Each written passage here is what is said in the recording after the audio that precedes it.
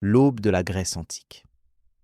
Bienvenue dans un voyage à travers le temps, au cœur de la naissance de la civilisation grecque, une époque où la nature et la culture se mêlent pour donner vie à une histoire profonde et fascinante.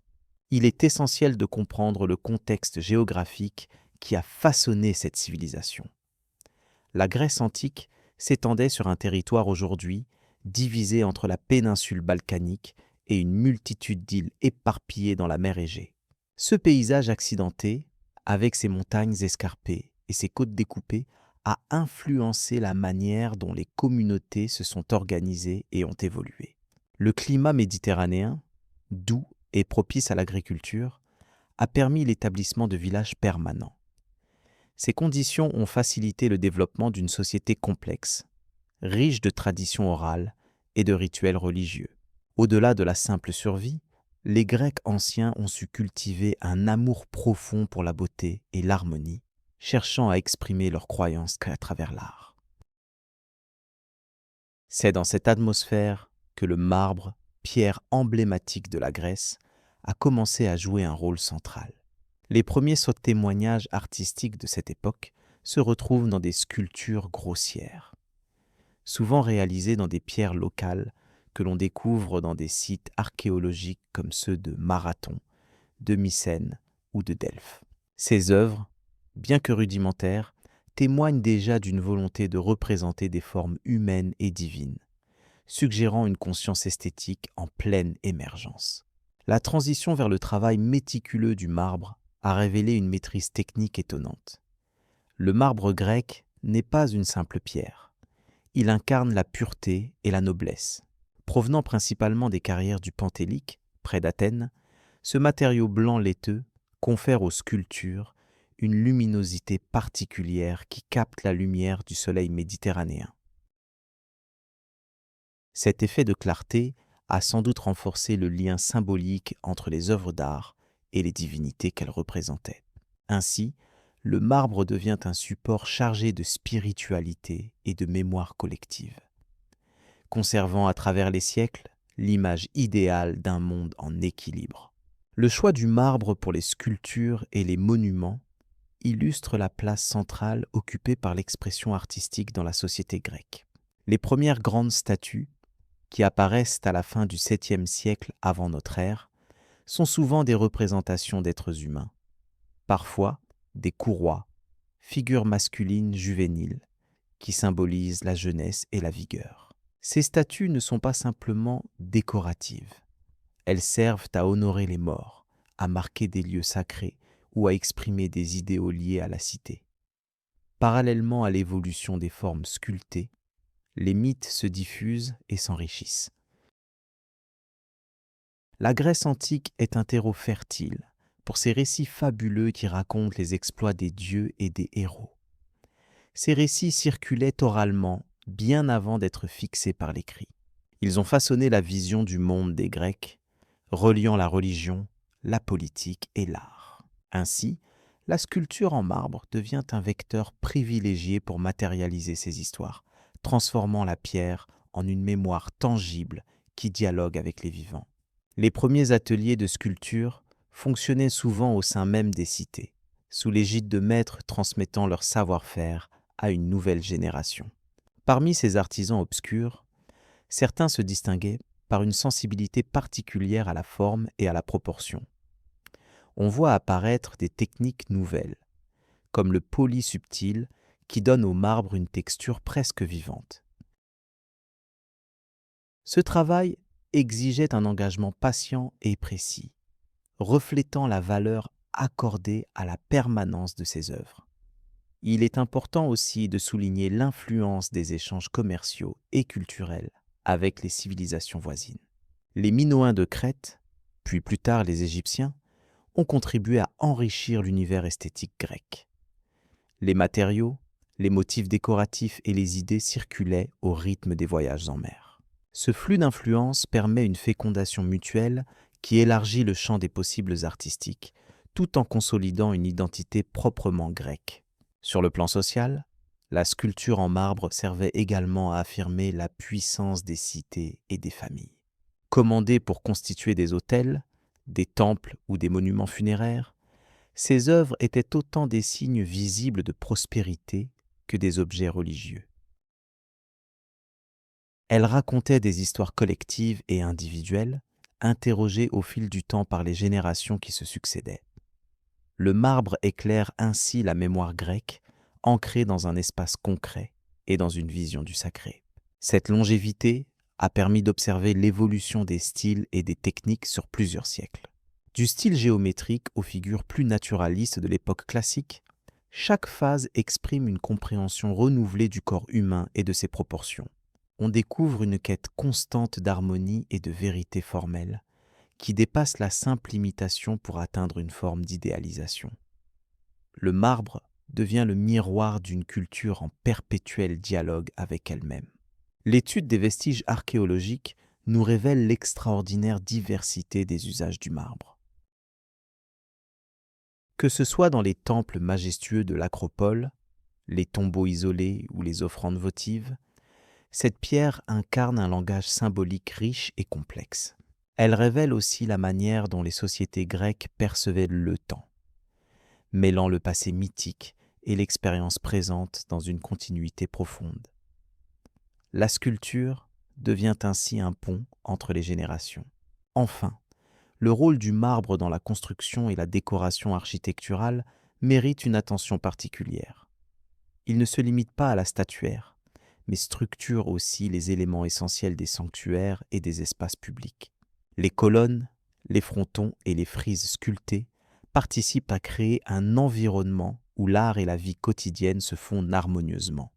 Ce dialogue entre forme et fonction est une des marques de fabrique de la civilisation grecque. À travers l'évolution du marbre, des premiers témoins artistiques jusqu'aux œuvres majeures qui ont traversé les âges, on comprend la place privilégiée qu'occupe cette pierre dans la culture grecque. Elle témoigne d'une volonté d'éternité et d'une quête de sens inscrite dans la matière même. Cette histoire complexe et fascinante invite à poursuivre notre exploration plus loin encore, vers les récits et les mythes qui ont nourri cette civilisation. Continuons donc à découvrir l'héritage de l'aube de la Grèce antique et les trésors qu'elle nous a légués. Le marbre, pierre des dieux. Le marbre occupe une place centrale dans la civilisation grecque ancienne, non seulement comme matériau de construction, mais comme vecteur d'expression artistique et culturelle. Sa nature fine, sa solidité et sa capacité à refléter la lumière ont fasciné les artisans et les commanditaires. Dès les premiers siècles avant notre ère, les Grecs ont su extraire ce matériau pour façonner des monuments, des statues et des éléments décoratifs qui témoignaient de leur vision du divin et du pouvoir. Les carrières de marbre les plus renommées se situent notamment à Paros, à Pentélique et à Thasos, chacune offrant un type particulier de marbre aux caractéristiques uniques. Le marbre de Paros, prisé pour sa blancheur lumineuse, fut utilisé pour des œuvres majeures telles que les sculptures classiques sculptées par le célèbre Phidias. Ce marbre fin, presque translucide, permettait aux sculpteurs de capturer avec finesse les ombres et les détails de la chair. Celui de Pentélique, légèrement doré, est quant à lui l'ingrédient principal du Parthénon, symbole intemporel d'Athènes. Le marbre de Thasos plus dur possédait une résistance exceptionnelle idéale aux éléments. Le choix du marbre ne relevait pas seulement d'une préférence esthétique, mais d'une symbolique profonde. Pierre des dieux, il incarnait la pureté, la perfection et la permanence. Contrairement à la terre ou au bois, le marbre résiste au temps et aux intempéries, ce qui en faisait un matériau privilégié pour immortaliser le divin et l'humain dans leurs formes idéalisées. Les statuaires et les temples en marbre se dressaient comme des monuments à la mémoire collective, inscrivant les mythes et les exploits dans la pierre pour les générations futures. Au-delà de sa matérialité, le marbre se trouvait intimement lié à la mythologie grecque. On raconte que la déesse Athéna aurait inspiré son apparence noble à travers ce marbre, symbole de sagesse et de vigueur. Les ateliers de sculpture grecque étaient des lieux où les artisans cherchaient à révéler l'âme du marbre par un travail patient, quotidien, presque rituel. Chaque coup de burin était une étape vers la naissance d'une figure qui transcenderait le temps. Ainsi, le marbre devenait le médium de la mémoire vivante. Dans l'architecture, le marbre permettait une innovation sans précédent. La finesse de ses veines autorisait la création de colonnes élégantes, de frontons travaillés et de frises magnifiquement détaillées. Ces éléments sculpturaux ne se limitèrent pas à l'ornementation. Ils portaient un discours narratif et symbolique essentiel. Dans le temple d'Apollon à Delphes ou dans le sanctuaire d'Olympie, le marbre participait à une expérience sensorielle totale, combinant lumière, espace et matière pour sublimer la piété. Les ateliers d'artisans travaillaient en étroite collaboration avec les érudits et les commanditaires publics. L'extraction du marbre depuis la carrière jusqu'à l'atelier et enfin à l'édifice ou à la statue nécessitait une organisation rigoureuse. Ces processus engageaient des centaines d'ouvriers, tailleurs, polisseurs et transporteurs qui partageaient une même ambition: fixer dans le marbre cette quête humaine du divin. Par exemple, la carrière de Pentélique s'étendait sur plusieurs kilomètres et son exploitation représentait un immense défi technique, témoignant du savoir-faire remarquable des Grecs. Le marbre n'était pas un simple matériau brut. Il bénéficiait aussi d'un savoir-faire complexe dans le polissage et la mise en œuvre. Les sculpteurs de l'époque grecque classique disposaient d'outils adaptés tels que des ciseaux en bronze, des râpes et des abrasifs naturels pour affiner la surface. Le polissage final révélait alors l'éclat caractéristique qui donnait vie à la pierre. L'intervention humaine sur le marbre traduisait un dialogue subtil entre nature et culture, où chaque œuvre devenait un pont entre le monde matériel et l'idéal spirituel.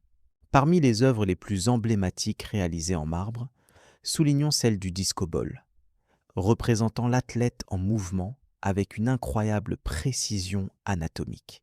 Cette statue exprime non seulement la beauté physique, mais aussi l'équilibre et l'harmonie, valeurs centrales pour la société grecque antique. Chaque muscle saisi dans l'action raconte une histoire d'effort et de discipline. Et la matière marbrée offre une sensualité visuelle propre à susciter l'admiration. On y trouve une parfaite synthèse entre l'art et la philosophie. Le marbre, au-delà de l'art et de l'architecture, trouve aussi sa place dans la mémoire collective à travers les inscriptions gravées. Les lois, les décrets, mais aussi les hommages aux héros et aux dieux, étaient consignés sur des stèles marbrées qui franchissaient les siècles et les changements politiques. Ces documents lapidaires servaient à enseigner, à rappeler et à sanctifier les valeurs communautaires. Leur présence physique incarnait ainsi la permanence et la gravité des engagements sociaux. Au fil des millénaires, cette relation entre les Grecs et le marbre a servi de fondement à une esthétique qui influence encore aujourd'hui notre conception de la beauté. Les ruines de marbre que l'on contemple dans les musées ou les sites archéologiques invitent à une méditation sur le temps, la mémoire et la quête humaine de transcendance. Le marbre reste un témoin silencieux, une pierre qui parle à travers ses surfaces lisses et ses veines délicates, un lien tangible entre passé et présent. En conclusion, le marbre fut bien plus qu'un matériau parmi d'autres dans la Grèce ancienne. Il représenta une forme d'expression culturelle majeure, un support pour transmettre les récits mythologiques et pour affirmer une identité collective. Son extraction, sa transformation et son usage révèlent un monde où l'art s'allie à la technique et où la mémoire dure dans la pierre. Cette alliance entre la nature et l'esprit conduit naturellement à explorer ensuite les figures mythologiques incarnées dans ces œuvres durables. Et c'est ce chemin qui nous mènera plus loin dans l'histoire. Les mythes gravés dans la pierre.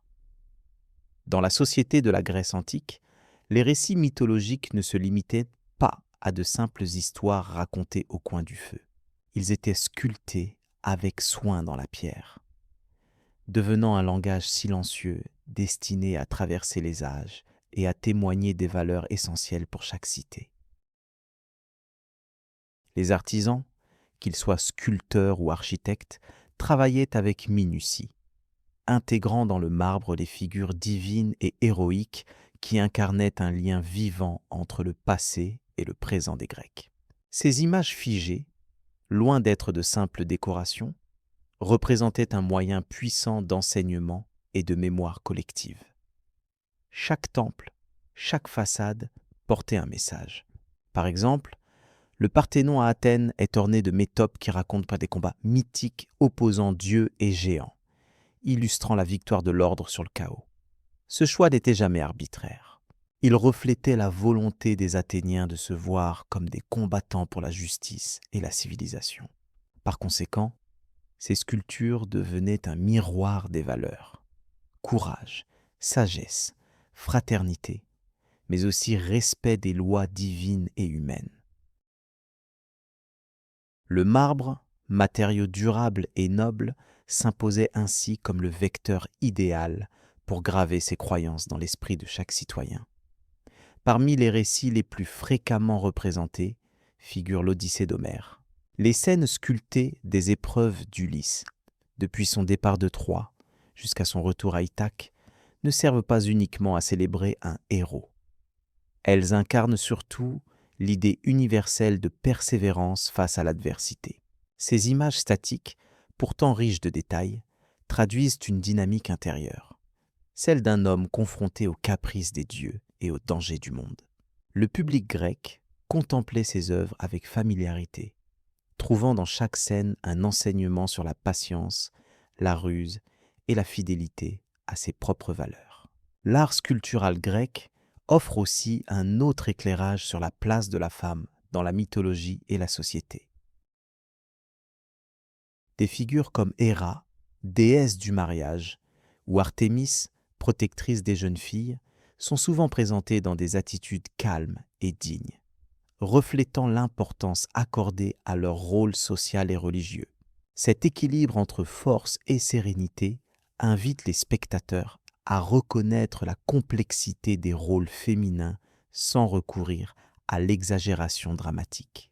Ainsi, les sculpteurs transmettaient une vision mesurée et respectueuse des relations humaines, débarrassée des extrêmes.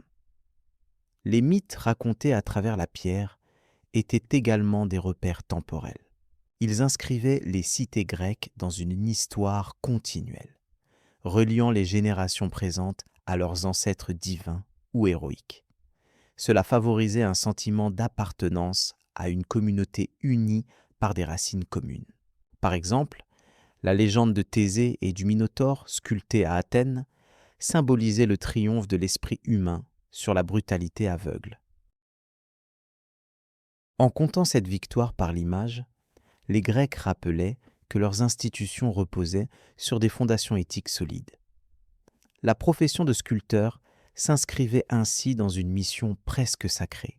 Ces artistes ne travaillaient pas seulement pour le présent, ils imaginaient l'impact de leur œuvre sur plusieurs générations. Chaque détail adopté, chaque expression gravée était pensée pour durer. Cette rigueur se traduit par l'harmonie parfaite des proportions et par la sobriété des gestes représentés.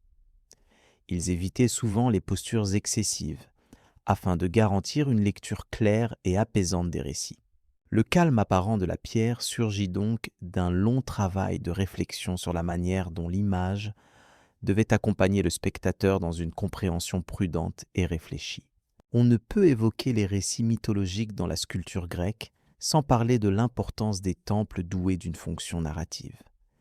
Ces bâtiments eux-mêmes devenaient des livres de pierre où chaque élément portait un sens précis. Les frises, les frontons ou les colonnes témoignaient non seulement d'une excellence artistique, mais aussi d'un véritable dialogue entre humanité et divin. La symétrie et le rythme des ornements facilitaient cette communication subtile, où le mythe ne racontait pas une fable isolée, mais une sagesse partagée.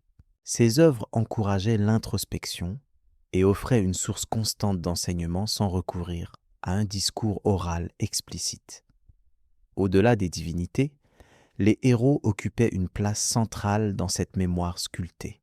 Héraclès, avec ses travaux herculéens représentés en bas-relief, illustrait la capacité humaine à surmonter des défis considérables par la force physique et morale. Sa figure, répétée à travers les sanctuaires, évoquait bien plus qu'un personnage mythique. Elle incarnait une invitation à l'effort personnel et à l'endurance. De la même manière, Persée, brandissant la tête de la Méduse, était symbole de triomphe sur la peur et sur des forces invisibles, renforçant ainsi la cohésion et la confiance au sein des communautés grecques. L'importance de ces sculptures dans la vie quotidienne des habitants ne saurait être sous-estimée. Elles faisaient partie intégrante des rituels religieux et civiques, offrant un cadre visuel à la célébration des mythes. Lors des fêtes, des cérémonies ou des rassemblements publics, le regard trouvé dans la pierre servait à rappeler l'histoire commune et à renforcer le lien social. Ce rappel constant des récits fondateurs devenait une forme de discipline morale et un moyen d'élever l'âme vers un idéal partagé.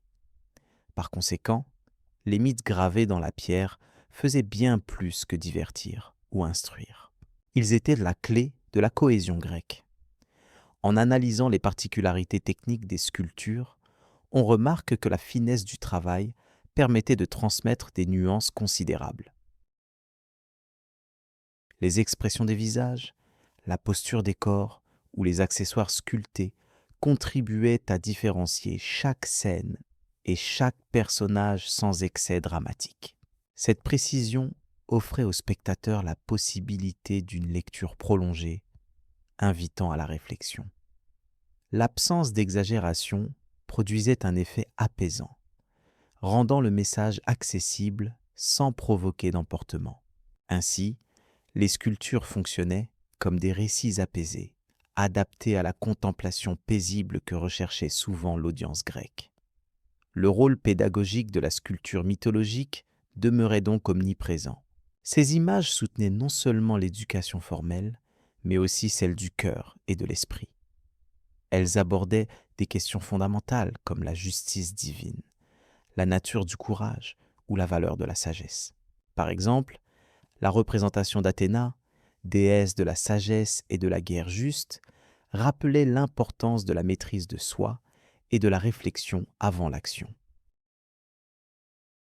Ces enseignements gravés devenaient, pour chaque citoyen, un guide invisible, facilitant la compréhension des normes sociales et assurant la continuité culturelle. Par ailleurs, ce patrimoine sculpté contribuait à la diplomatie grecque en favorisant la renommée des cités. Les visiteurs étrangers, attirés par la beauté des œuvres, découvraient à travers elles les récits et les valeurs de leurs concepteurs. Ce prestige artistique renforçait la position politique des cités en créant un rayonnement symbolique dépassant les frontières. Ainsi, la pierre révélait sa double fonction, support de mémoire intérieure et ambassadeur de la culture grecque auprès du monde. La mythologie, en s'incarnant dans le marbre, transcendait son rôle initial pour devenir un langage universel. L'évolution des styles au fil du temps témoigne également d'une adaptation des récits mythologiques à des contextes nouveaux. Au-delà de la période archaïque, la sculpture classique privilégia une représentation plus naturaliste et équilibrée, favorisant la neutralité et la simplicité. Ce changement reflète une volonté d'approcher le divin et l'humain avec plus de mesure. La sobriété accordée aux expressions et aux gestes illustre cette quête de vérité tranquille, parfaitement adaptée à la transmission apaisée des histoires anciennes. Cette démarche invitait le spectateur à se concentrer sur l'essence des légendes sans distraction inutile. Enfin, la permanence des mythes dans la pierre assure à la civilisation grecque une place majeure dans l'histoire culturelle mondiale. Ces récits, jamais figés, continuent d'alimenter la réflexion et l'imaginaire bien au-delà de leur époque d'origine. Que ce soit dans les musées contemporains ou lors des visites sur les sites archéologiques, les visiteurs entrent en contact avec une sagesse ancienne qui ne cesse de parler à l'humanité. La pierre devient ainsi le témoin calme et éternel d'une alliance entre histoire, croyance et identité collective, que chaque individu peut encore ressentir aujourd'hui. Cette continuité ouvre la voie à la prochaine exploration des formes artistiques développées après cette période fondatrice. La mémoire sculptée dans les temples. Les temples de la Grèce antique occupaient une place centrale dans la vie spirituelle et sociale des communautés. Ils n'étaient pas seulement des lieux de culte, mais aussi des espaces de mémoire collective où s'inscrivaient les récits des dieux et des héros.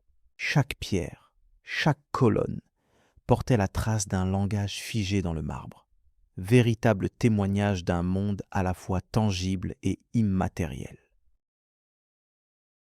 La construction d'un temple débordait ainsi de signification, mêlant habileté technique et souci de perpétuer les croyances au fil des siècles. Les façades des temples étaient ornées de sculptures en haut relief, minutieusement travaillées pour représenter des scènes tirées de la mythologie. Ces images racontaient des histoires connues de tous, mais leur organisation était aussi pensée pour susciter la contemplation et l'émerveillement. Par exemple, les métopes du Parthénon illustrent les luttes entre des figures mythologiques, miroir des conflits humains et divins. Ainsi, le spectateur était invité à méditer sur la nature du bien et du mal, sur la justice et le destin, au travers de ces formes de pierre figées dans l'éternité. Les inscriptions sculptées sur les architraves et les frises apportaient un complément précieux à ces images. Elles mentionnaient souvent les noms des donateurs, des artisans, ou explicitement dédiaient l'édifice à une divinité particulière. Par ces mentions, la mémoire des individus impliqués dans la vie du temple était conservée avec soin. Elle constituait un pont entre le passé et le présent, témoignant de la relation intime entre le monde des hommes et celui des dieux.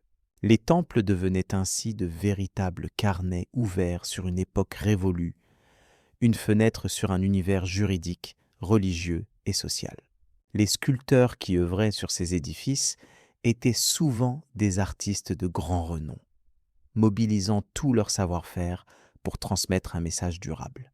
Leur style se caractérisait par une rigueur formelle, un équilibre entre réalisme et idéalisation, propre à renforcer la solennité du lieu. Ils devaient également composer avec les contraintes du marbre, un matériau noble mais exigeant, capable de conserver ses détails pendant des millénaires. Le travail de ces artisans était donc une forme de dialogue avec le temps, visant à fixer à jamais la mémoire collective dans une matière qui résiste à l'usure.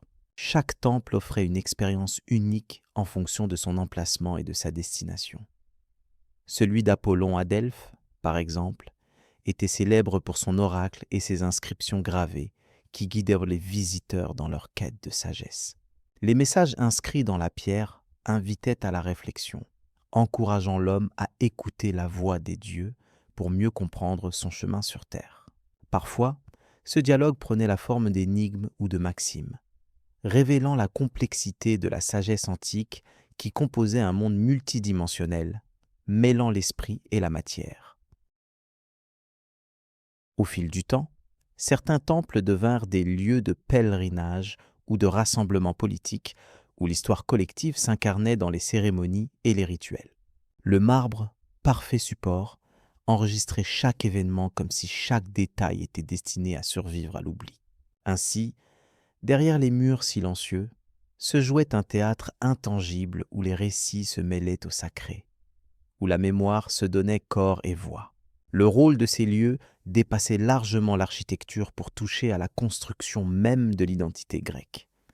Les choix iconographiques étaient loin d'être arbitraires. Chaque détail sculpté répondait à une volonté consciente de préserver un certain ordre du monde dans lequel les dieux et les hommes cohabitaient. Les frises racontaient des épisodes fondateurs. Les métopes montraient les affrontements symboliques, tandis que les frontons concentraient l'essence même du mythe. Le temple devenait alors une lecture en 3 dimensions, un livre de pierre qui codifiait la pensée et les valeurs de la cité. Cette mémoire sculptée participait à la stabilité culturelle d'une civilisation en perpétuelle quête d'harmonie. Le choix des divinités vénérées à travers ces sculptures reflétait aussi des idéologies locales et des aspirations communes. Par exemple, Athéna incarnait la sagesse et la stratégie, tandis qu'Héra symbolisait la royauté et la protection familiale. Sur certains temples dédiés à Zeus, la puissance absolue du roi des dieux était mise en avant, soulignant la hiérarchie divine à l'œuvre dans la société. Ces représentations permettaient aux fidèles de se projeter dans un univers sacré, leur offrant des modèles à suivre et des justificatifs à leurs comportements sociaux et religieux. La permanence du marbre contribuait par ailleurs à inscrire dans la durée ces messages symboliques. Contrairement aux formes d'art plus éphémères, ces monuments de pierre résistaient aux aléas du temps, aux guerres et aux catastrophes naturelles. Leur solidité matérielle servait aussi à affirmer la pérennité des institutions religieuses et civiques. Cette résilience conférait au temple une aura particulière, mêlant la beauté artistique à une fonction mémorielle fondamentale, presque sacrée. Ils s'imposaient ainsi comme des repères immuables dans le paysage spirituel et culturel. La dimension sonore du lieu devait être également prise en compte. On imagine le silence imposant ou le murmure des fidèles, l'écho des prières qui se répercutaient contre les murs de pierre. Le temple était un espace à la fois concret et immatériel, où la mémoire se déployait aussi dans le temps vécu des cérémonies. Les fresques sculptées formaient ainsi un décor matériel, mais elles devenaient vivantes dans la conscience des consciences qui les contemplaient, reliant chaque génération à la suivante dans une continuité sacrée. Le temple n'était pas simplement un objet d'art, mais un vecteur de mémoire collective. En étudiant l'agencement des temples, on remarque également une harmonie mathématique qui reflète quelque chose de plus profond. La recherche d'un équilibre universel. Le nombre d'or, la proportion des colonnes, le rythme des sculptures. Tout participe à créer une expérience esthétique et spirituelle cohérente. Ce souci d'équilibre s'inscrit dans une vision du cosmos propre à la culture grecque, où l'ordre divin s'exprime à travers la beauté et la mesure. Ainsi, chaque temple est une synthèse de savoirs techniques, philosophiques et religieux, tenant ensemble en un tout fluide et durable. L'importance accordée à la mémoire sculptée se retrouve dans la manière dont les historiens antiques relataient ces monuments. Hérodote, par exemple, évoquait avec fascination la richesse et la signification des inscriptions et ornements, soulignant leur pouvoir de traverser les âges. Ces témoins silencieux parlaient d'eux-mêmes, livrant aux générations futures la sagesse et les récits du passé. Cet héritage écrit dans la pierre témoigne de la conscience grecque d'appartenir à une lignée, d'une histoire qui ne s'efface pas, inscrite dans la matière même des temples sacrés. Ainsi se déploie devant nous la figure du temple comme un lieu doublement vivant, à la fois sanctuaire pour le culte et page d'un livre que le temps lui-même lit éternellement. Par les sculptures, les inscriptions et la pierre, la mémoire s'ancre dans l'espace, faisant des temples grecs des repères essentiels d'une civilisation fascinante. La continuité entre la création artistique et la spiritualité dessine un parcours immobile, paisible, où le regard se pose et la pensée trouve enfin un refuge. La découverte de ces lieux ouvre une porte vers la compréhension plus large de la culture antique. Cette exploration des temples, en tant qu'espace mémoriel, invite à prolonger la réflexion sur d'autres aspects du patrimoine hellénique. Dans la suite de cette histoire, nous pourrons ainsi aborder comment les mythes eux-mêmes, transmis oralement et écrits plus tard, s'entrelacent avec les traces matérielles pour former un tissu complexe de souvenirs. Comprendre cette symbiose entre le récit et la pierre nous conduira plus loin dans l'intimité de la pensée grecque, où la mémoire sculptée continuent de parler sans cesse au présent. Les héros et leurs images éternelles. Les héros, figures centrales du monde antique, trouvent leur immortalité non seulement dans les récits transmis oralement, mais également dans les statues qui jalonnent la Grèce antique. Ces sculptures en marbre, figées dans une gestuelle souvent sobre, deviennent des témoins muets du passé, incarnant des mythes admirés et des héros historiques vénérés. Chaque statue offre un prisme à travers lequel se lit la mémoire collective d'une société en quête de modèle. Leur forme, loin d'être anodine, portent un rôle social majeur, en rappelant aux citoyens les valeurs incarnées par ces personnages iconiques. Dans les cités grecques, les héros mythiques comme Héraclès ou Achille bénéficiaient d'un culte qui dépassait le simple hommage. Ils représentaient l'idéal de la force, du courage et de la loyauté. Le marbre sculpté servait de support à ces idéaux, figés dans une esthétique qui alliait réalisme et idéalisation. La façade des temples et les places publiques étaient ainsi ornées de statues robustes, parfois grandeur nature, invitant le passant à méditer sur la grandeur de ces figures. Ce rapport tangible à l'héroïsme participait à l'éducation civique et morale des communautés. À travers l'observation attentive de ces œuvres, le public renouvelait chaque jour un pacte silencieux avec son histoire. Un autre aspect essentiel est la différence entre les représentations des héros mythiques et celles des personnages historiques. Tandis que les premiers sont figés dans des postures idéalisées, les statues de figures telles que Périclès ou Léonidas présentent souvent des traits plus réalistes, traduisant une volonté de rendre hommage à des individus ayant réellement marqué leur époque. Ces sculptures constituaient aussi des instruments politiques, visibles rappels du pouvoir et de l'héritage. En exposant ces monuments dans des contextes publics, les Grecs soulignaient le lien étroit entre le présent et le passé, entre le citoyen et ses ancêtres illustres. L'importance de ces statues ne réside pas uniquement dans leur rôle commémoratif, mais dans leur fonction médiatrice entre le visible et l'invisible. Par le biais du marbre, ces figures héroïques deviennent des points d'ancrage symboliques, transformant un espace ordinaire en un lieu de mémoire. Cette transformation donne naissance à une véritable économie de la mémoire, où les gestes et les regards des statues interpellent silencieusement les générations futures. Ainsi, à Athènes ou à Sparte, le patrimoine sculptural servait à asseoir une identité collective pérenne, unifiant les citoyens autour de récits fondateurs partagés. Il est aussi pertinent de s'attarder sur la matérialité du marbre dans cette transmission.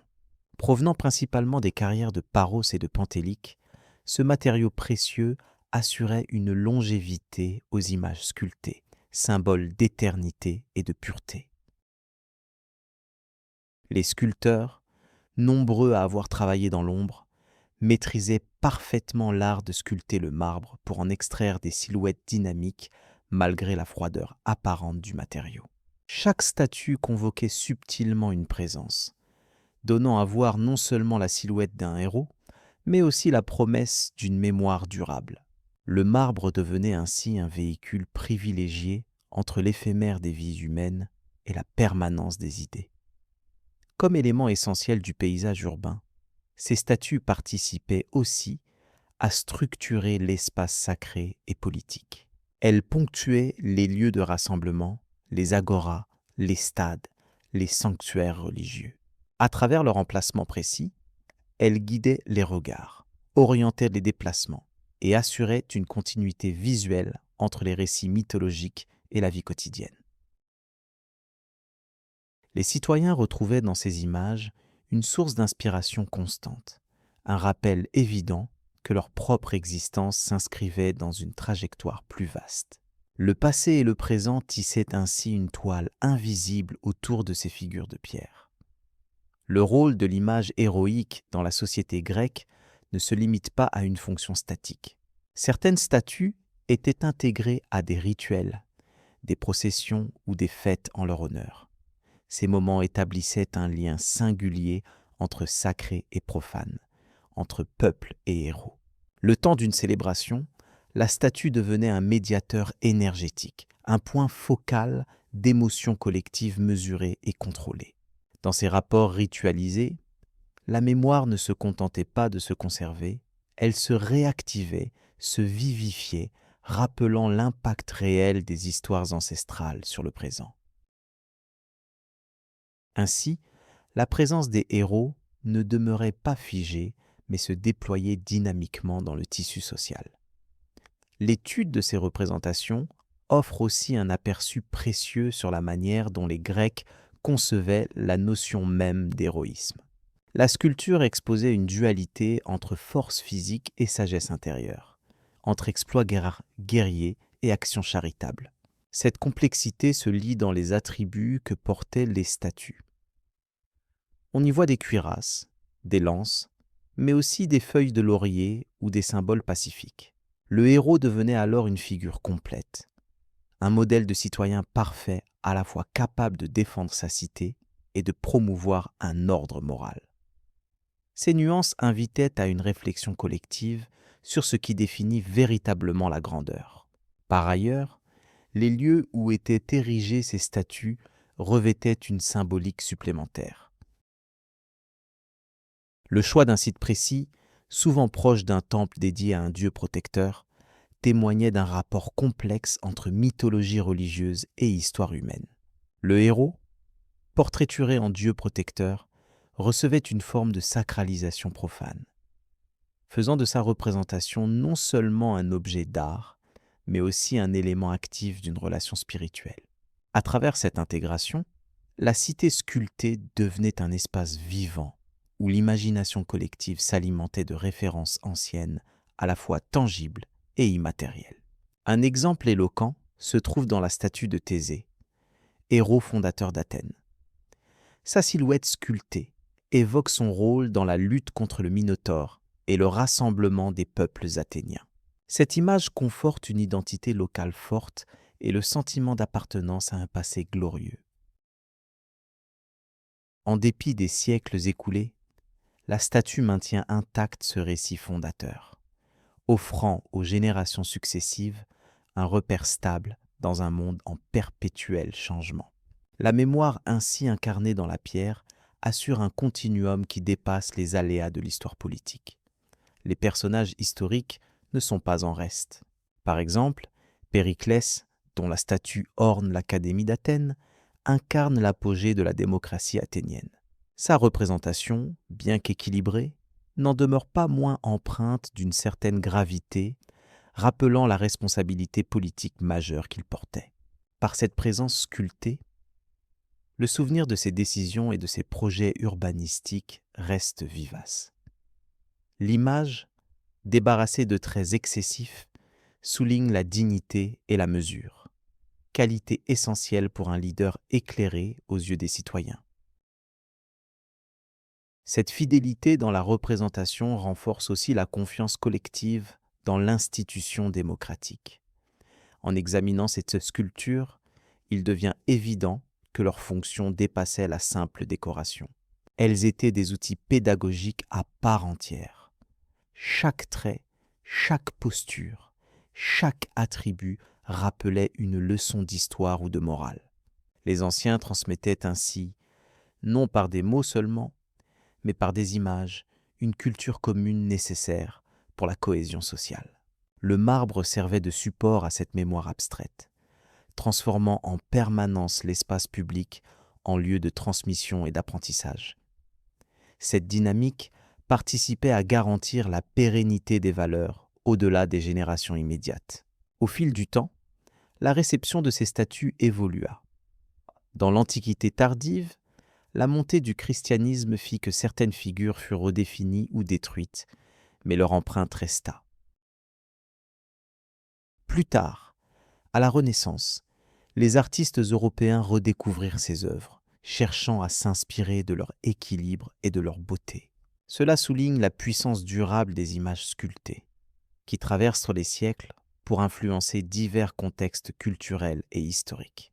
La mémoire collective liée aux héros grecs ne cessa donc jamais de s'enrichir, trouvant de nouvelles formes d'expression tout en restant ancrés dans un passé ancien. Les recherches modernes apportent également un éclairage nouveau sur ces statues. Les techniques d'analyse permettent de mieux comprendre les outils utilisés, les étapes de création et même les intentions des sculpteurs. Ces études révèlent que derrière chaque œuvre se cache un dialogue subtil entre artistes et société, entre commande publique et expression esthétique.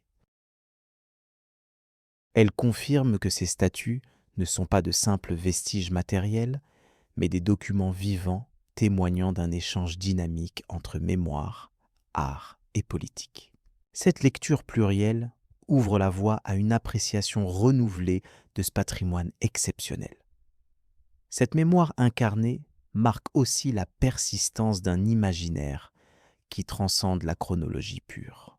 Les héros sculptés ne se limitent pas à une époque définie. Ils représentent des archétypes capables de porter des significations multiples selon les moments et les lieux. Par leur présence continue dans les espaces publics, ils inscrivent la culture grecque dans une temporalité étendue où passé et présent dialoguent sans cesse. Le marbre, malgré sa rigidité, devient alors un médium de fluidité conceptuelle, capable de transmettre autant de savoir que d'émotions contenues, bien que modérées. Enfin, la coexistence des images mythiques et historiques dans le paysage grec ancien reflète une compréhension complexe de l'identité. Les héros mythologiques incarnent des archétypes quasi divins, tandis que les figures historiques ancrent la mémoire dans le réel et contemporain. Ce mélange produit une mémoire collective riche, capitalisant sur l'imaginaire et sur le vécu. À travers leurs statues, les Grecs sculptaient comme une mise en scène de soi-même, montrant au monde qui ils étaient et ce qu'ils valorisaient. Lorsque l'on traverse ces espaces ornés de marbre, on chemine dans une histoire profonde que ces images rendent vivantes et accessibles. Ce dialogue silencieux entre pierre et mémoire invite à poursuivre notre exploration des lieux où ces héros et leurs images s'inscrivent. Laissant derrière nous l'étude des formes, nous nous orienterons vers les espaces mêmes, sanctuaires et places publiques, où ces œuvres prennent tout leur sens social et spirituel. On verra alors comment l'intérêt pour ces figures s'exprime dans les rites, les usages et les cérémonies conscientes d'un héritage commun. La mémoire, tangible dans le marbre, s'annonce prête à se déployer sous une nouvelle lumière. Le marbre du quotidien. Dans la vie quotidienne de la Grèce antique, le marbre occupait une place bien plus vaste que celle des temples majestueux et des statues célèbres. Ce matériau noble se retrouvait partout, des maisons individuelles aux places publiques, en passant par les objets usuels. La pierre blanche et lumineuse offrait à la fois robustesse et esthétique, ce qui la rendait particulièrement prisée. Les habitats, notamment dans les quartiers riches, dévoilaient souvent des sols en marbre finement travaillés. Ces revêtements n'étaient pas de simples éléments décoratifs, mais créaient une atmosphère de calme et de sérénité dans les foyers, reflétant la lumière du soleil qui baignait les pièces. Au-delà du sol, de nombreux éléments architecturaux intérieurs étaient façonnés en marbre. Les seuils de porte, les cadres de fenêtres, parfois même les meubles, incorporaient ce matériau. Il n'était pas rare non plus de trouver des tables basses ou des supports pour lampes en marbre, témoignant ainsi d'un goût pour une élégance sobre et durable. Ces objets utilitaires, bien que modestes en apparence, portaient la marque d'un savoir-faire exceptionnel, avec des finitions souvent polies jusqu'à rendre la surface presque miroir. Le marbre incarnait ainsi une certaine permanence dans une existence par ailleurs marquée par les aléas de la vie. Sur les places publiques et dans les espaces de rencontre, le marbre jouait un rôle central. Les stèles funéraires, par exemple, étaient sculptées dans cette matière, fixant dans le temps le souvenir d'êtres chers ou d'éminents citoyens. Ces pierres portaient des inscriptions précises sur la vie et la mort, mais aussi sur les exploits militaires ou les bienfaits civiques. Elles constituaient une forme d'histoire collective, accessible à tous ceux qui venaient en s'asseoir sous l'ombre des portiques. Ces textes gravés étaient souvent le seul moyen de transmettre la mémoire d'événements qui autrement se perdraient dans l'oubli. Dans les villes, les boulangers, les marchands et les artisans utilisaient également des plaques de marbre pour afficher les règlements ou les horaires. Ces inscriptions, sobres et directes, contribuaient à organiser la vie communautaire. Elles dévoilaient une société attentive à l'ordre et à la transparence, où les règles n'étaient pas simplement dites, mais exposées sous la forme d'un document visible de tous. Cela renforçait le sentiment d'appartenance à une cité harmonieuse et bien gérée, un élément essentiel pour éviter les conflits et favoriser la coopération. Le marbre s'invitait aussi dans les cours de justice. Les rostras des orateurs, ces tribunes d'où s'élevaient les discours politiques, étaient souvent en marbre. La solidité de ce matériau participait à la solennité des assemblées, à l'idée que les paroles prononcées là avaient une portée durable. Des plaques affichées rappelaient les lois fondamentales, fixant des principes dont la gravité transcendait le temps. La pierre devenait ainsi le support d'une parole pérenne, donnant une dimension sacrée à l'exercice du pouvoir et à la notion même de justice. Les habitants plus modestes ne voyaient pas le marbre uniquement dans les lieux publics. Les artisans locaux travaillaient aussi cette pierre pour produire des objets quotidiens comme des mortiers, des bassins ou des supports de bijoux. Ces articles, bien que simples, témoignaient d'une finesse artistique et d'une fonctionnalité appréciée. Le marbre de petite taille, parfois coloré ou veiné, apportait une touche lumineuse à la vie domestique. Sa présence dans les foyers n'était donc pas réservée aux élites, mais faisait partie d'un art de vivre plus large, mêlant utilité et beauté. Les textes gravés sur ces diverses formes de marbre fournissent car aujourd'hui des informations précieuses sur les habitudes, les croyances et les événements de la vie courante. Cela inclut quelquefois des dédicaces personnelles, des remerciements, voire des récits très courts de voyages ou d'exploits quotidiens. Les inscriptions funéraires dévoilent aussi des détails intimes sur les défunts, sur leurs liens familiaux et leurs métiers, dessinant ainsi des portraits humains dans la pierre froide. Ces fragments d'existence illustrent un monde où la mémoire s'inscrit dans la matière, fixant des histoires individuelles au milieu d'une société vibrante. L'emploi du marbre traduisait par ailleurs une volonté de pérennité. Les Grecs savaient que d'autres matériaux, comme le bois ou les tissus, étaient périssables et ne pouvaient transmettre les traces du passé qu'à court terme.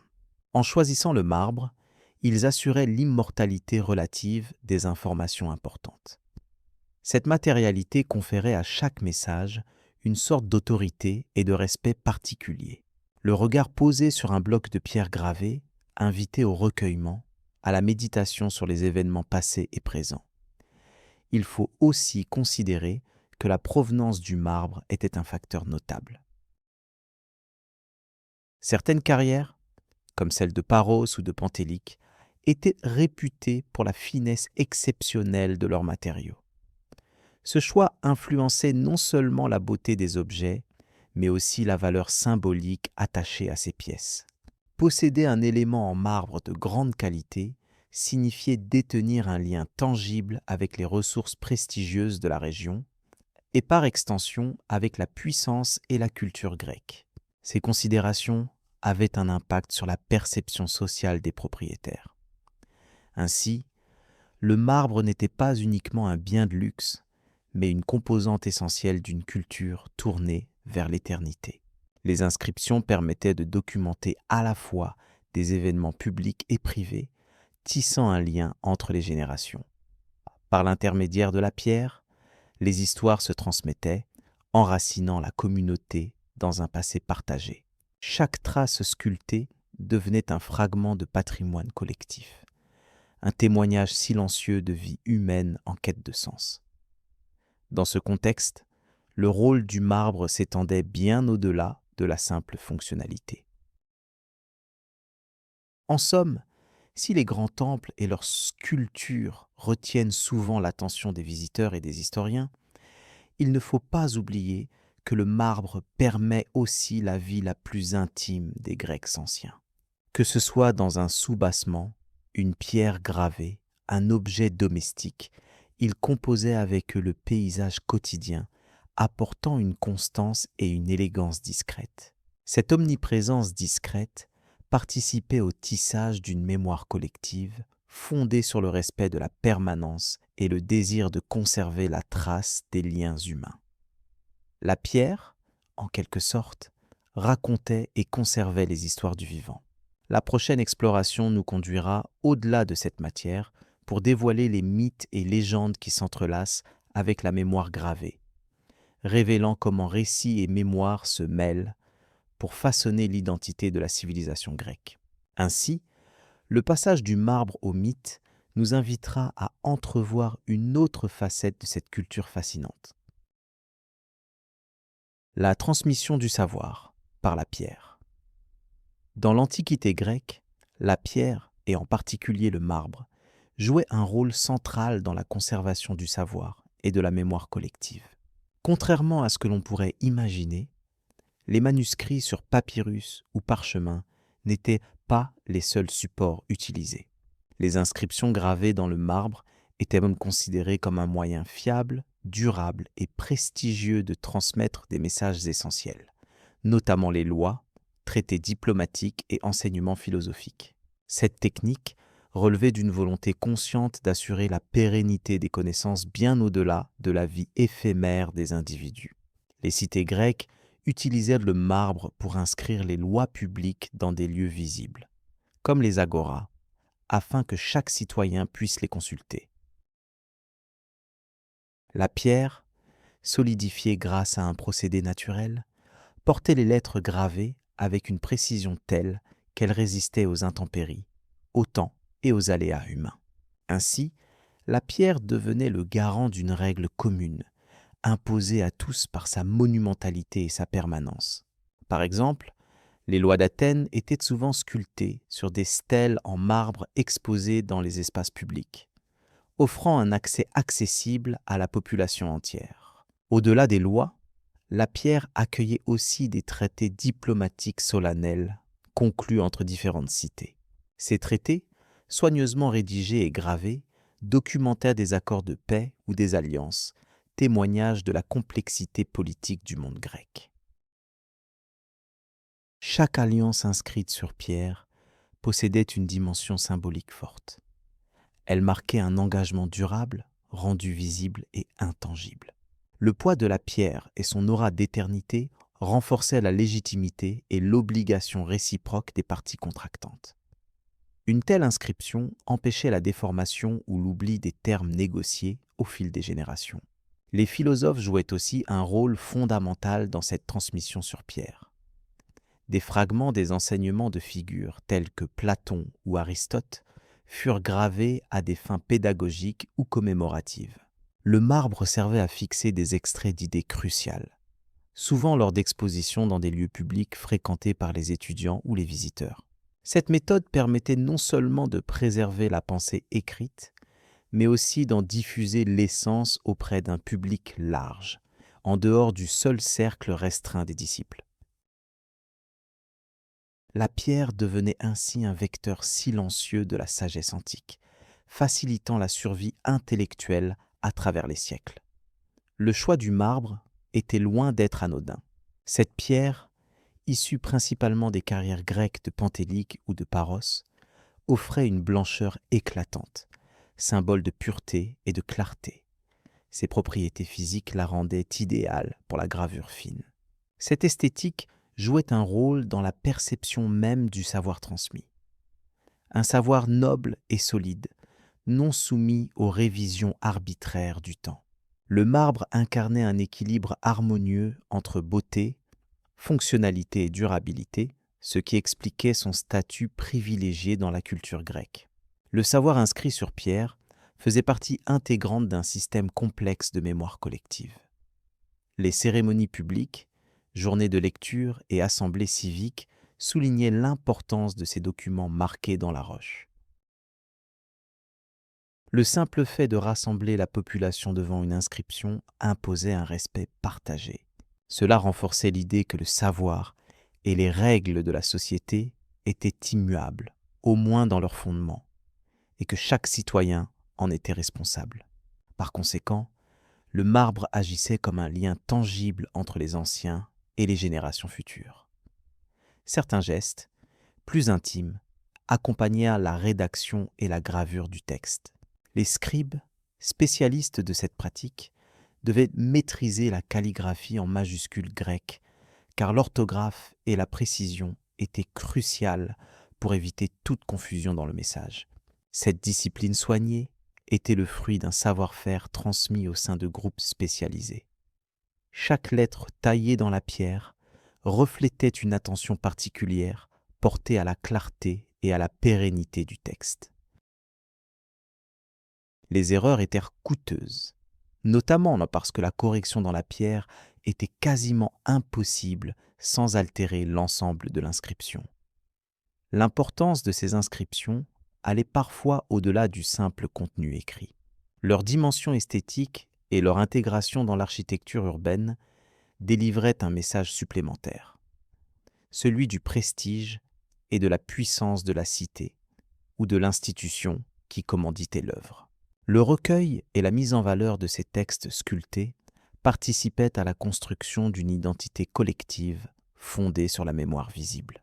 Ces pierres devenaient des repères dans l'espace et le temps, insérant la parole humaine dans un cadre durable et sacré. Par ailleurs, les inscriptions juridiques et philosophiques gravées sur pierre offraient une source précieuse aux historiens modernes. Ces éléments matériels permettent aujourd'hui de reconstituer une image plus fidèle des institutions grecques, leurs rapports sociaux et les formes de la pensée qui animaient ces sociétés. L'absence de support écrit original, souvent fragile, accentue l'importance du marbre comme document historique. En effet, la solidité de cette pierre a permis leur conservation parfois complète ou en fragments exploitables, alors que d'autres traces auraient disparu. Cela soulève aussi la question de la sélection des textes choisis pour la gravure. Ce ne sont pas tous les savoirs de l'époque qui ont été fixés dans ce matériau. Les critères reflètent souvent une volonté politique ou culturelle de mettre en avant certaines idées, lois ou événements. Cette sélection introduit un regard critique sur la mémoire collective. Le marbre ne porte pas uniquement la vérité, mais une version choisie et voulue du passé à transmettre. Ce phénomène rappelle combien le support matériel influence la nature de l'héritage intellectuel et historique. Dans les paysages sculptés par l'histoire grecque ancienne, le marbre se présente comme une mémoire silencieuse et inébranlable. Chaque inscription nous rappelle que le savoir durable passe par la matérialité et l'engagement collectif à le préserver. En quittant ces pierres anciennes, nous franchissons une porte vers une époque où la mémoire se construisait aussi à travers le travail minutieux des mains sur la roche, inscrivant les mots qui prolongeraient l'esprit d'un peuple au-delà des générations. Ainsi se termine cette exploration de la pierre comme témoin fidèle de la transmission du savoir, ouvrant la voie à une compréhension plus profonde des vestiges et des mémoires que nous continuons de découvrir. Les artistes et leurs techniques discrètes. Bonjour, entrons dans l'univers ancien des sculpteurs grecs. Les artistes de cette époque possédaient une maîtrise singulière, fruit d'une formation rigoureuse souvent transmise dans des ateliers secrets. L'apprentissage débutait par l'étude attentive des formes humaines, observées avec précision dans les corps des modèles vivants. Leurs gestes étaient mesurés, chaque mouvement pensé pour révéler la beauté cachée du marbre. Les outils qu'ils employaient étaient simples mais efficaces. Le marteau, le ciseau et le burin formaient leur trousseau essentiel. La pierre, d'abord brute, subissait un travail patient durant des semaines, voire des mois. Chaque coup portait une intention, supprimant peu à peu l'excès pour laisser apparaître la silhouette voulue. Ce processus exigeait non seulement une force physique adaptée, mais aussi une sensibilité remarquable au rythme et à la texture du matériau. Il est intéressant de rappeler que la majorité des sculpteurs restaient anonymes. Peu de noms nous sont parvenus, et encore moins d'autoportraits vérifiables. Leur art s'inscrivait dans une tradition collective, où l'individu s'effaçait devant l'œuvre. Ainsi, le héros ignoré de ses créations a souvent été le maître des étapes techniques aussi bien que des innovations dans le travail de la pierre. La roche choisie, notamment le marbre blanc de Paros ou de Pentélique, jouait un rôle prépondérant dans l'esthétique finale.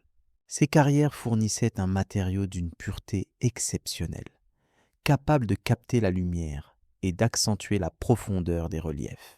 Le sculpteur devait alors tenir compte des caractéristiques particulières de chaque bloc, telle une partition sonore à interpréter avec mesure et attention. Les procédés eux-mêmes étaient étonnamment systématiques. Le sculpteur commençait par un dessin précis, esquissé parfois directement sur la pierre.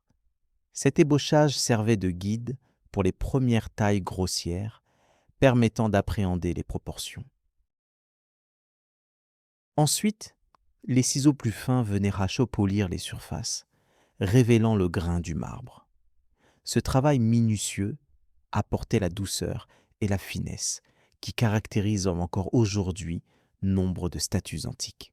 Dans les écoles d'art grec, les apprentis étaient formés à maîtriser l'outil et à apprécier la discipline que requiert le sculpteur. Leur enseignant, souvent un artisan confirmé, supervisait chaque étape et corrigeait avec patience les gestes maladroits.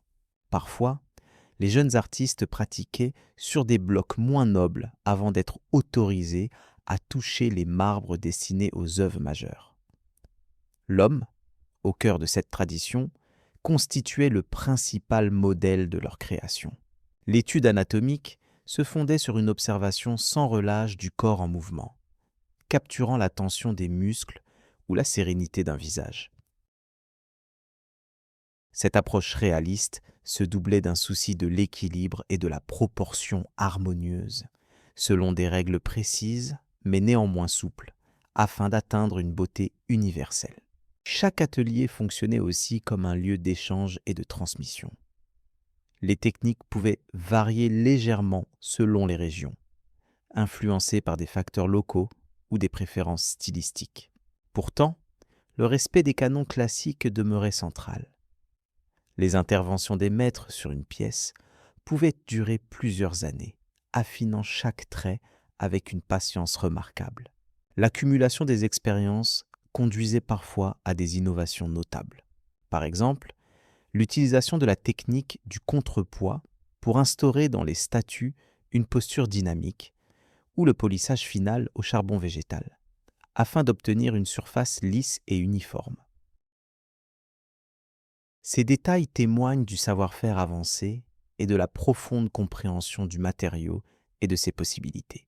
On peut imaginer un sculpteur nommé Dionysios, vivant à Athènes, qui consacrait ses journées à ciseler le marbre avec lenteur, sous la lumière tamisée d'une pièce souvent poussiéreuse.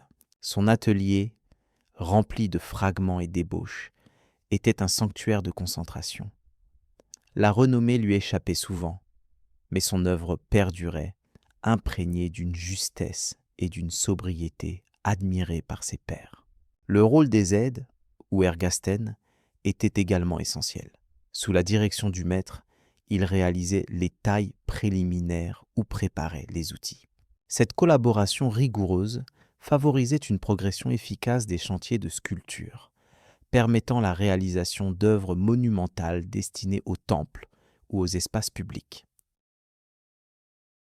La précision nécessaire dans la création restait primordiale, chaque imperfection risquant de compromettre la stabilité ou l'harmonie.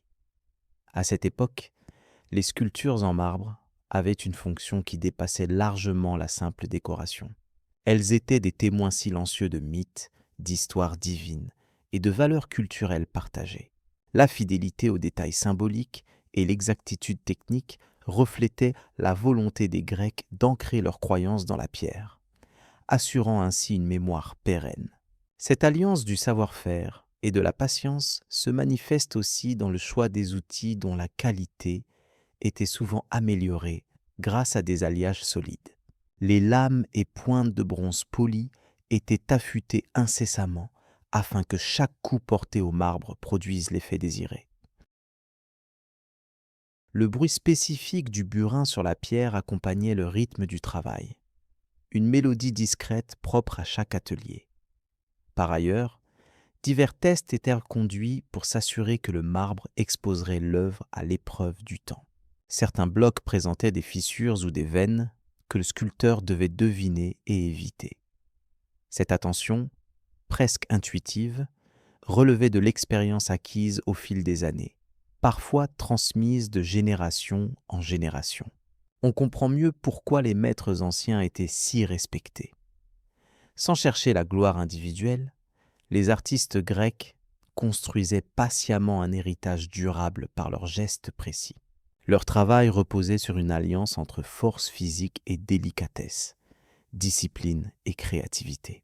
C'est dans cette tension subtile que naissait la beauté, celle qui influence encore aujourd'hui les imaginaires collectifs et les accomplissements artistiques.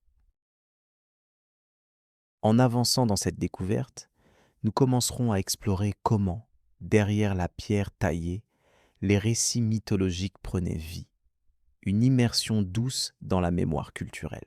Cette transition invite à comprendre le lien étroit entre la matière sculptée et l'histoire contée, un voyage fascinant entre le visible et l'invisible.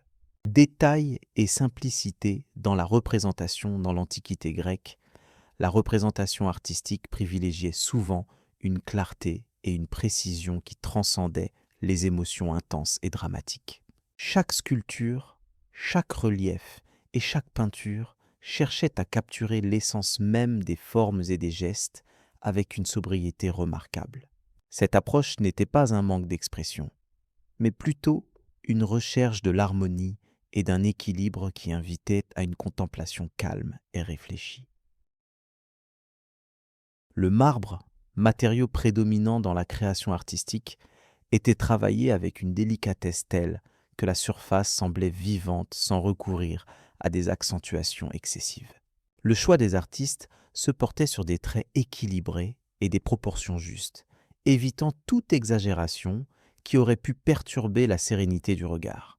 Ainsi, la sculpture grecque atteint une sorte de perfection formelle où le détail sert la simplicité. Un des exemples les plus frappants de cette esthétique est la célèbre statue de Doryphore, réalisée par Polyclète. Cette œuvre incarne la recherche du canon idéal des proportions humaines.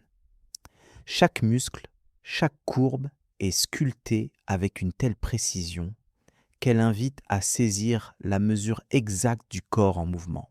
Toutefois, la posture reste avant tout posée, sans violence ni tension dramatique. Cette maîtrise du détail permet une lecture apaisante qui engage l'esprit sans le heurter. Les sculpteurs grecs ont su valoriser le maquillage des lignes et des volumes pour transmettre un sentiment de calme et de mesure. Leurs œuvres ne racontent pas une histoire d'émotions exacerbées, mais plutôt une expérience visuelle qui encourage la méditation tranquille.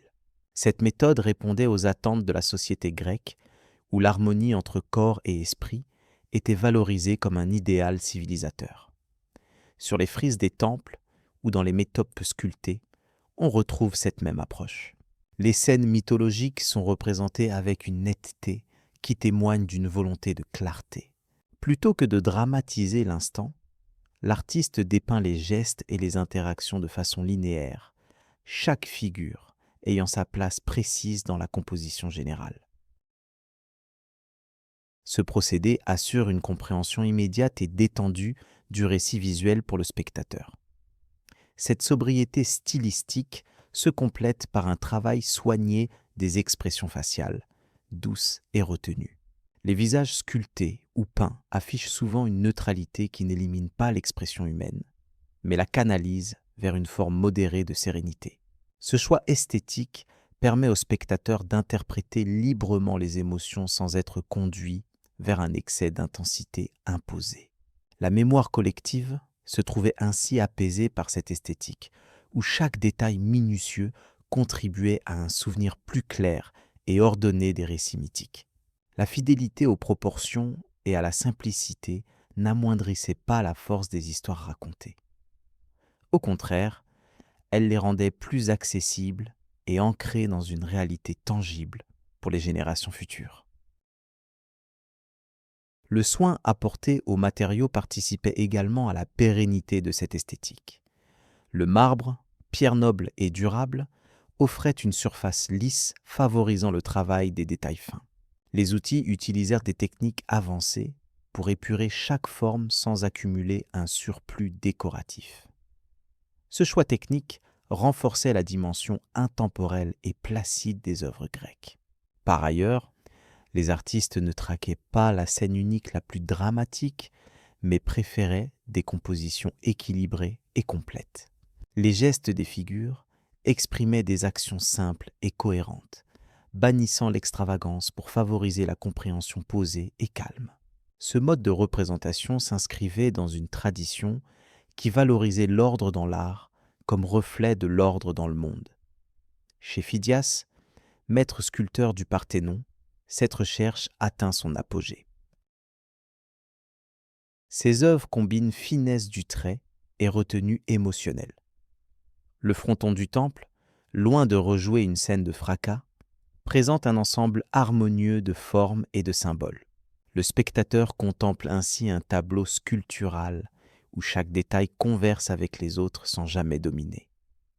Dans cette optique, les œuvres antiques ne cherchent pas à imposer une émotion brute, mais à souligner une connaissance claire du sujet.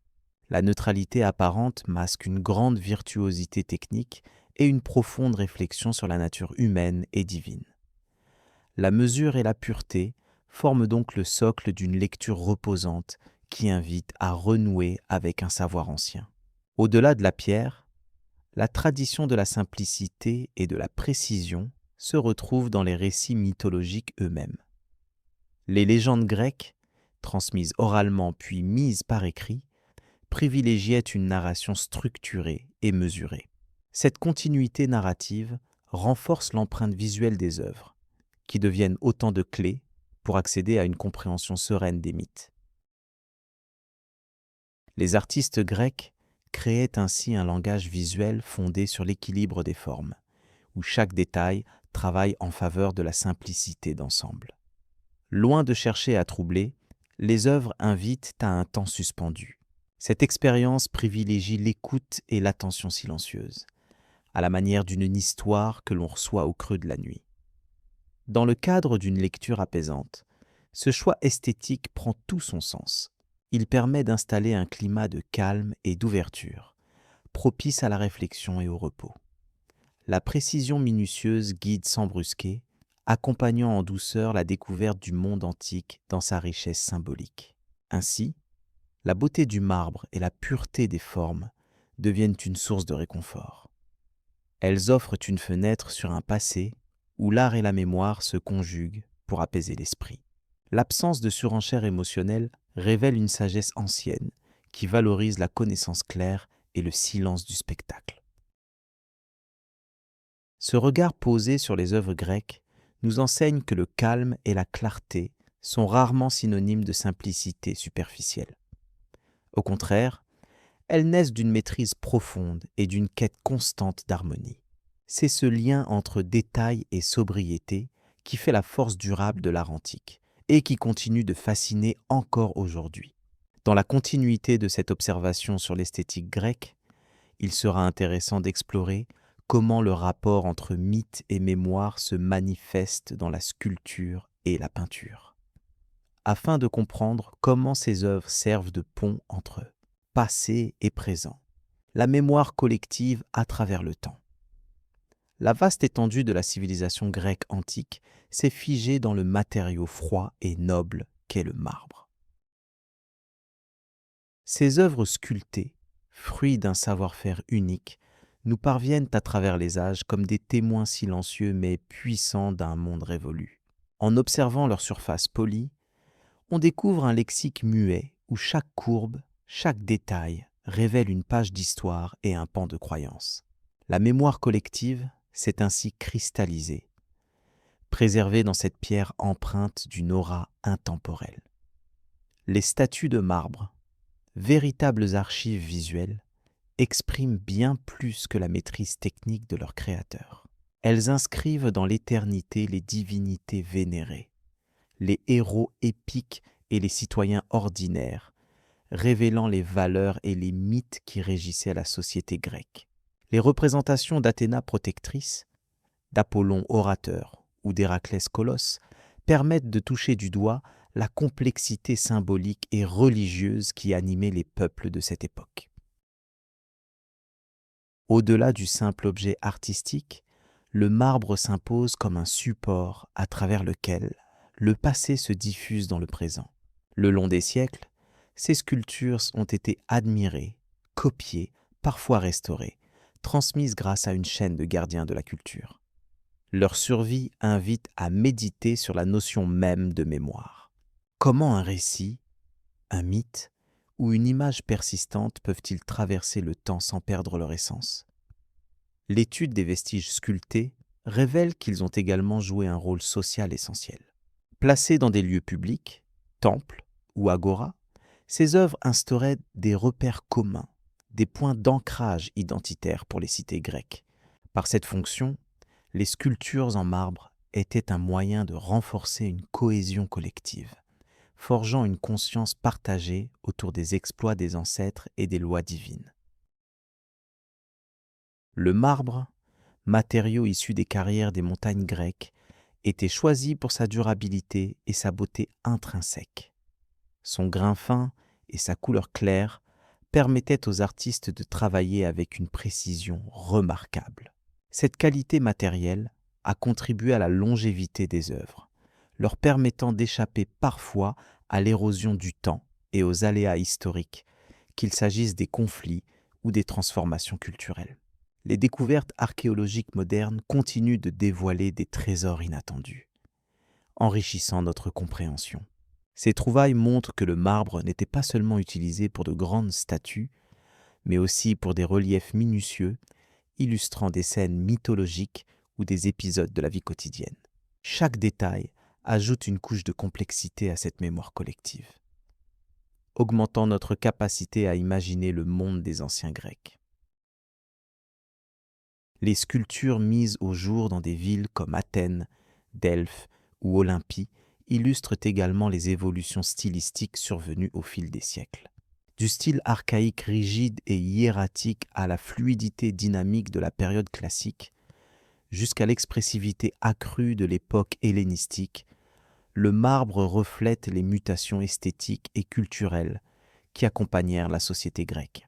Curieusement, ces œuvres en marbre nourrissent encore aujourd'hui notre imagination collective. Elles inspirent les artistes, les historiens et le grand public.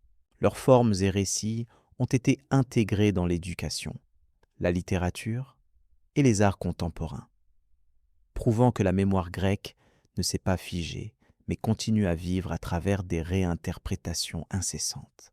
La permanence du marbre témoigne aussi du dialogue entre passé et présent. En Europe et ailleurs, ces statues ont suscité des réflexions profondes sur l'identité, la culture et la transmission des savoirs. Leur présence dans les musées des grandes capitales ont façonné la vision que le monde a de la Grèce antique, souvent considérée comme le berceau de la civilisation occidentale. Mézène, une jeune historienne passionnée, passe de longues heures à étudier ces œuvres. Elle voit dans chaque statue non seulement un vestige matériel, mais une porte ouverte sur les pensées et croyances d'un peuple autrefois vivant. Son travail met en lumière ce lien précieux qui, par le biais du marbre, continue d'unir son époque à celle des anciens Grecs.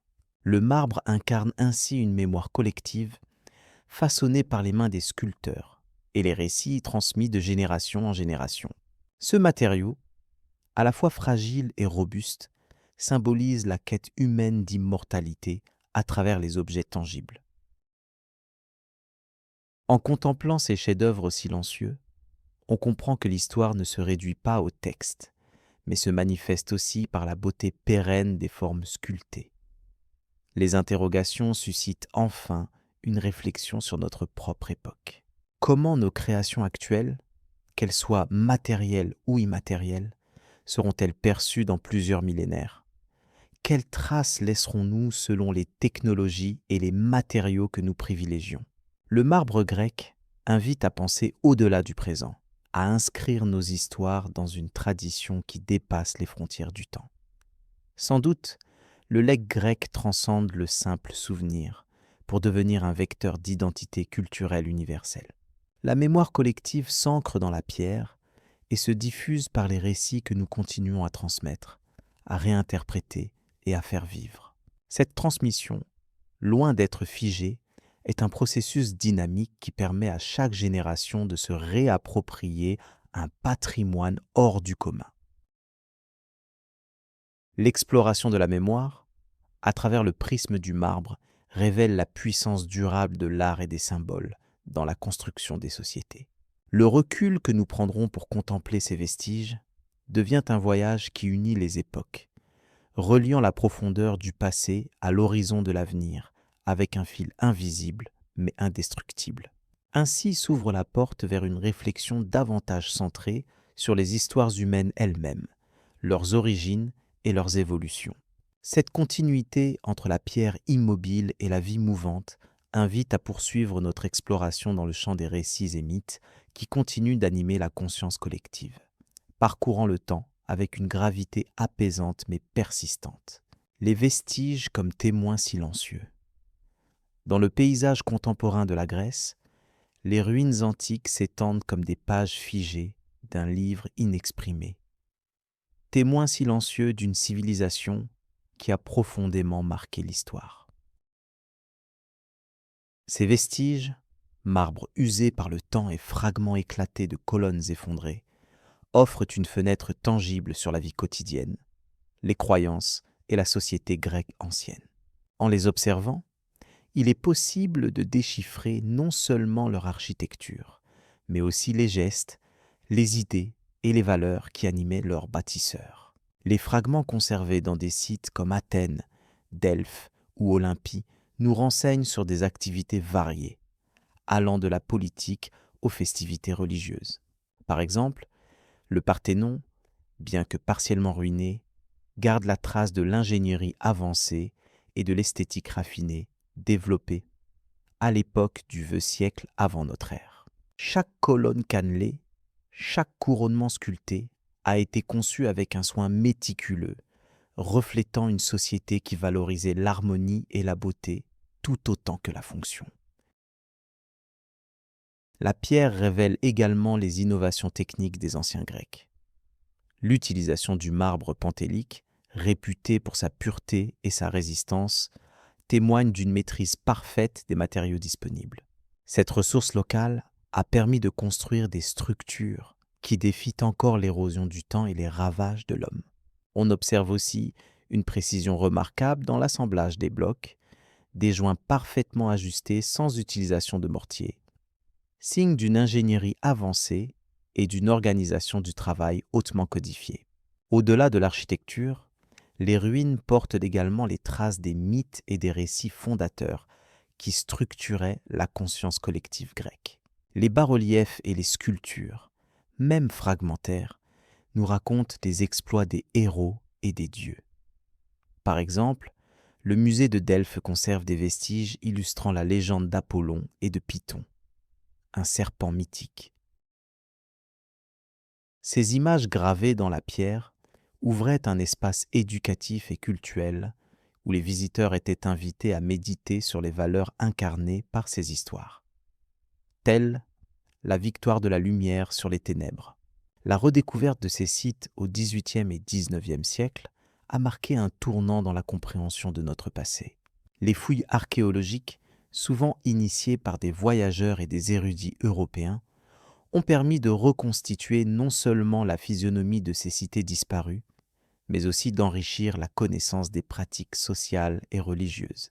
Cette quête de savoir s'est accompagnée d'une réflexion sur la nécessité de préserver ces témoins, désormais perçus non seulement comme des vestiges, mais comme des patrimoines universels. La conservation de ces ruines pose des défis complexes. L'exposition aux agents naturels comme le vent, la pluie et la pollution met en péril leur intégrité. Par ailleurs, la fréquentation touristique massive génère une usure progressive qu'il faut contrôler pour éviter la dégradation irréversible. Des techniques modernes, telles que la numérisation en 3 dimensions et les restitutions virtuelles, contribuent à documenter, comprendre et protéger ces sites, tout en les rendant accessibles au grand public dans le respect de leur fragilité. L'étude permanente des ruines stimule aussi la recherche scientifique. Les analyses des matériaux, l'examen des traces d'usure, des résidus organiques ou des pigments permettent de reconstituer des détails invisibles à l'œil nu. Par exemple, les fouilles à Olympie ont révélé l'usage de peintures polychromes sur les sculptures, ce qui bouleverse l'image traditionnelle du marbre blanc immaculé. Ces découvertes modifient continuellement notre perception de la Grèce antique, plus riche et vivante que ne le laissaient les penser les seules ruines apparentes. L'importance de ces vestiges pour la mémoire collective ne se limite pas à la Grèce elle-même. Ils constituent un fondement essentiel pour l'identité européenne et même mondiale.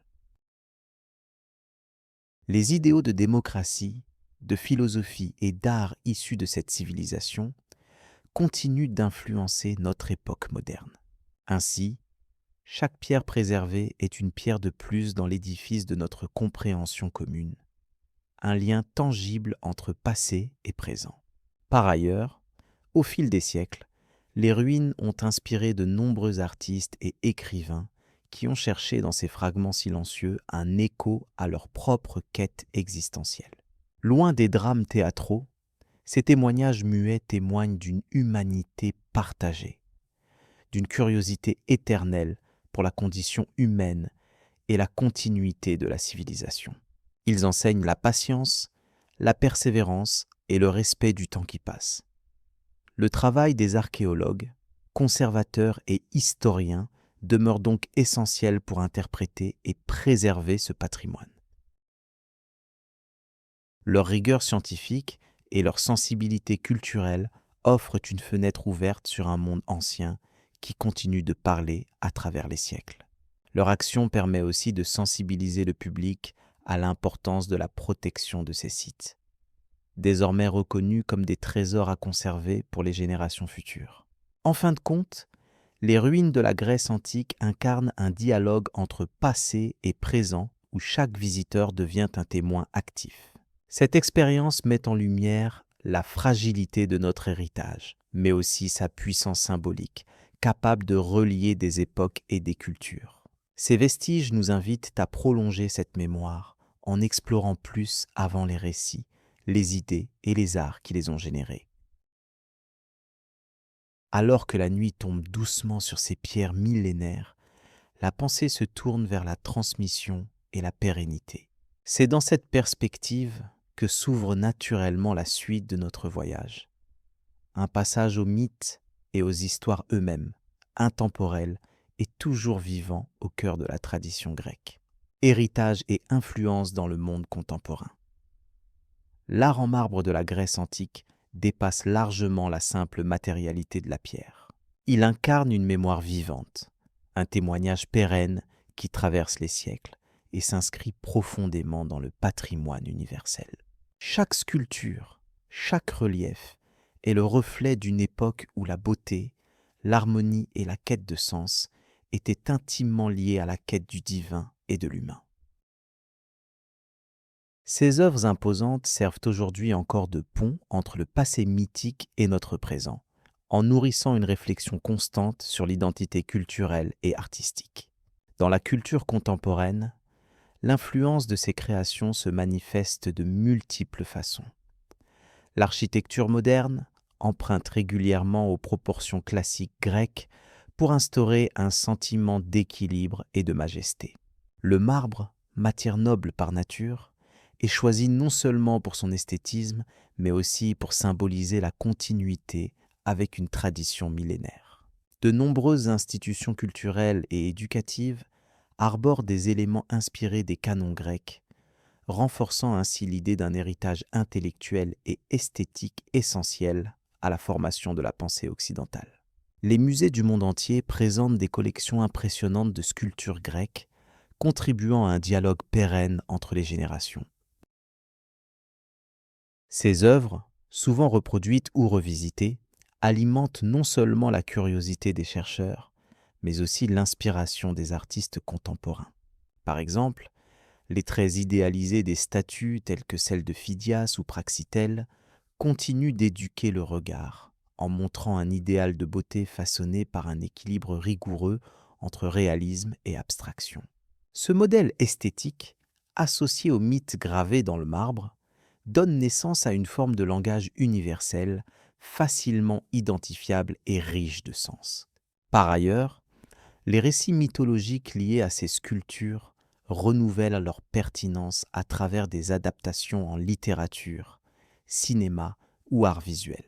L'alliance entre forme et contenu dans les œuvres grecques crée un champ d'exploration infini, car chaque statue porte en elle une histoire, souvent connectée à des figures d'une importance capitale, telles que Zeus, Athéna ou Héraclès.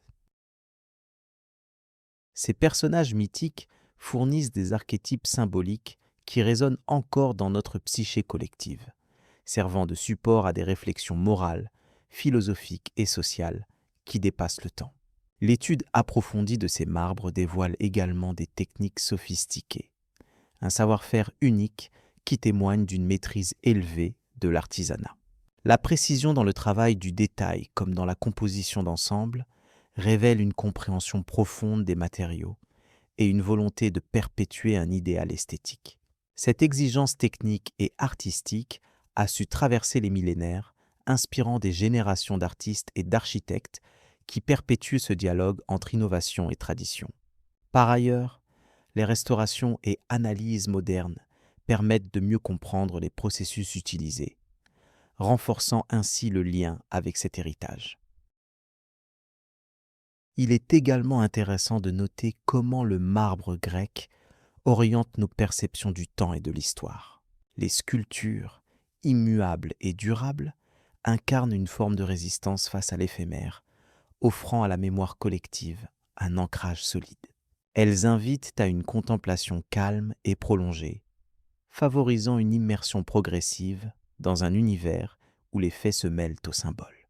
Cette double dimension, à la fois matérielle et immatérielle, est ce qui confère à ces œuvres une place si particulière dans notre civilisation, car elles deviennent des lieux où résonnent encore les voix des anciens. Dans le domaine éducatif, le recours à l'art grec en marbre enrichit la transmission des savoirs. Que ce soit dans l'étude des humanités, de l'histoire ou de la philosophie, ces pièces permettent d'incarner des concepts abstraits à travers des formes tangibles. Les enseignants s'appuient sur cette iconographie pour illustrer des idées fondamentales telles que la démocratie athénienne, la mythologie ou la pensée socratique. C'est ainsi que l'art devient un vecteur essentiel de compréhension et d'assimilation, renforçant le lien entre les disciplines et stimulant l'imagination intellectuelle des élèves et des étudiants. Il faut aussi souligner que cet héritage artistique constitue un levier essentiel pour le tourisme culturel, moteur économique majeur dans de nombreuses régions. Les visiteurs du monde entier viennent admirer les répliques ou les vestiges originaux, participant à une expérience où l'histoire et l'esthétique se mêlent étroitement. Cette attraction permet de sensibiliser un large public à la valeur du patrimoine et à la nécessité de le préserver. En ce sens, la conservation des marbres antiques devient une mission collective, renforçant la conscience universelle de leur importance pour l'humanité tout entière. Au-delà des frontières de l'Europe, l'influence de l'art grec en marbre s'étend jusqu'au continent lointain, où il inspire des artistes et des penseurs dans diverses cultures. La force symbolique de ces œuvres transcende les langues et les époques, trouvant un écho dans des contextes variés. Cette diffusion élargit le champ d'interprétation et multiplie les approches critiques, enrichissant ainsi le dialogue mondial sur l'art et la mémoire. La valeur esthétique et intellectuelle du marbre grec devient ainsi un élément fédérateur, contribuant à une compréhension commune de l'histoire de l'humanité.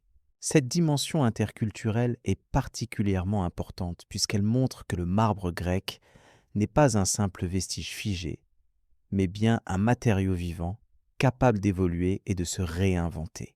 Par exemple, de nombreux artistes contemporains intègrent des fragments de marbre antique dans leurs œuvres modernes, créant des passerelles entre passé et présent. Ces initiatives témoignent d'un respect profond pour la tradition tout en affirmant une volonté claire d'innovation. En ce sens, le marbre grec sert non seulement de point d'ancrage, mais aussi de tremplin pour la création artistique actuelle. La mémoire collective se nourrit aussi de l'imaginaire autour du marbre grec. Le public, même non spécialiste, est sensible à la majesté silencieuse de ces sculptures, ce qui contribue à une appréhension intuitive et émotionnelle de l'histoire. La pierre devient alors un support à la rêverie et à la connaissance à la fois, stimulant une curiosité qui dépasse la simple contemplation esthétique. Cet héritage matériel se transforme ainsi en un véritable patrimoine immatériel, fait de récits, de symboles et de valeurs transmises de génération en génération. Il convient de reconnaître enfin que la permanence de cet héritage est liée à la volonté constante des hommes de préserver et d'étudier ces œuvres. Que ce soit par le biais de la recherche scientifique, de la mise en valeur muséale ou de la pédagogie, chaque action contribue à maintenir vivante la présence du marbre grec dans nos vies contemporaines. Cette dynamique globale, associant savoir, art et mémoire, témoigne d'une reconnaissance universelle de la richesse et de la diversité de ce legs exceptionnel. Ainsi, à travers les siècles, le marbre grec demeure une source inépuisable d'inspiration, une incarnation tangible de la quête humaine pour comprendre le monde et se projeter dans l'avenir. Ces œuvres nous invitent à une expérience à la fois calme et attentive, où la beauté simple et harmonieuse s'unit à une réflexion profonde sur notre histoire commune. Cet équilibre subtil entre forme et sens, passé et présent, rend le marbre grec indispensable à notre culture, autant qu'il nous pousse à imaginer ce que sera demain. Par la richesse de ses formes et la complexité de ses symboles, cet héritage en marbre montre que l'art n'est jamais figé, mais continuellement réinterprété. Il ouvre des voies nouvelles pour l'expression artistique tout en renforçant les liens qui nous unissent au temps et à la mémoire collective. En cela, il trouve une place singulière dans le tissu de notre société, où il continue à nourrir le regard, le savoir et le sens. Ce panorama, qui conclut notre exploration de la Grèce antique à travers le marbre, le mythe et la mémoire, rappelle l'importance d'entretenir le dialogue avec le passé.